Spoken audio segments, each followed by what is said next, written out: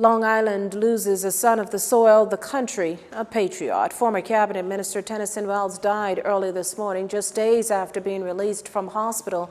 He was 72. Tributes pouring into his bereaved family. A saddened Prime Minister fondly remembered Mr. Wells as one who did not just sit on the sideline and complain about what was wrong with the Bahamas.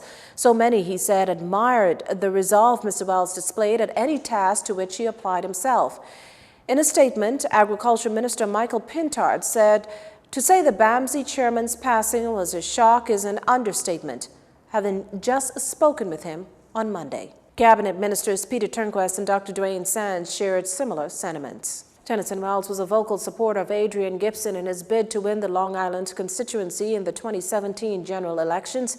And in turn, Mr. Gibson says he's grateful for the input, adding that the Long Islanders' indelible print and contribution to the country's national development will stand the test of time.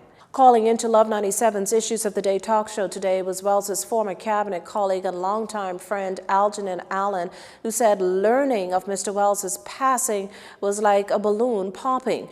Tennyson, he said, was one of the most generous a man, and thousands can attest. He was an excellent father, a giant Bahamian patriot, and a legendary figure in the annals of local history. Well, we here at Jones Communications certainly do extend our condolences to the Wells family.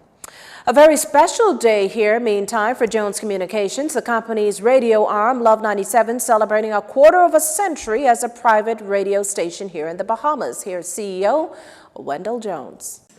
It has been a long journey, but it has been quite a fulfilling experience for not only myself, but a number of people who've been associated with Jones Communications and Love 97 over the last 25 years. We started with a very small staff doing radio, and we became quickly a very dominant radio station because at that time there were only a few, but probably three in the country.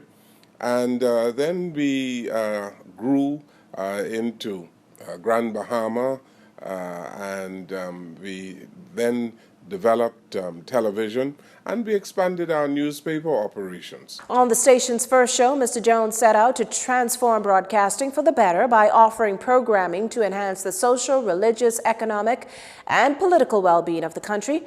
Now, many of you may be familiar with daily programs like Issues of the Day and the weekly Jones and Company show, but Mr. Jones says it's our reputation for training some of the best journalists in the country. Those people who come through our doors, they must subscribe to a very high standard.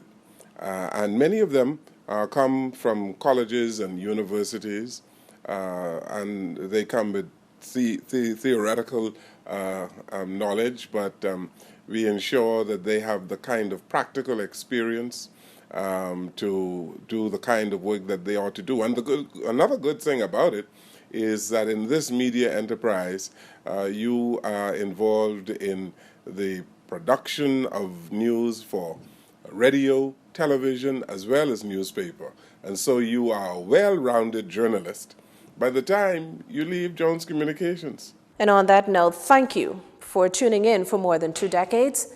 Nothing describes it more than Love 97's slogan, "It's a great feeling." A check on sports is up next.